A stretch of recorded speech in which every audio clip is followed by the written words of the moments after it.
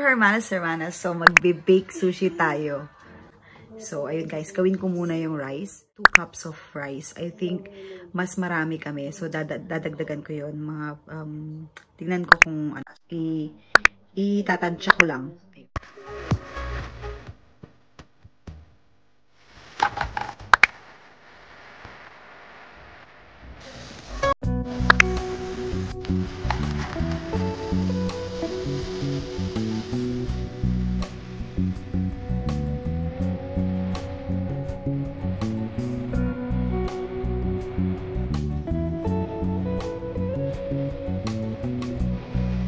So guys, syempre tutulungan ako ng aking daughter na future chef, si Erin Angeline.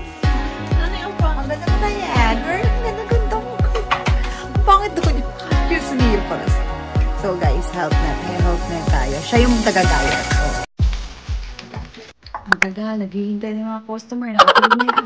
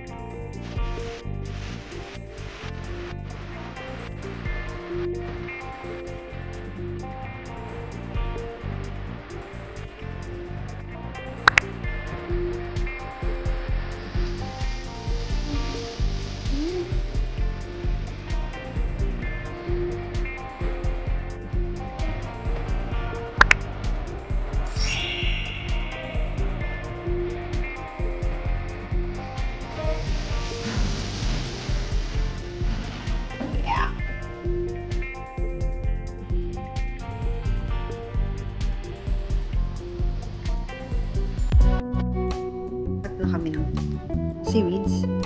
And simple lang to kasi kung ano gusto ng mga bata. Ayaw nila ng cucumber. So, we only put crab, salmon, avocado, the cream cheese, and mayonnaise. Yun lang. Kasi hindi nila like na niluluto yung cucumber. Mas prefer nilang kainin na fresh. Then, yung avocado, hindi namin niluto kasi mas gusto nilang fresh than binibake. So, nilagay na lang namin sa toppings. So, kakainin namin yung unang tray, and yung second tray nandun pa sa oven. So, ginawa namin 20 minutes, hindi 10 minutes kasi mas makapal yung lagayan. So, at saka mas marami yung nilagay namin.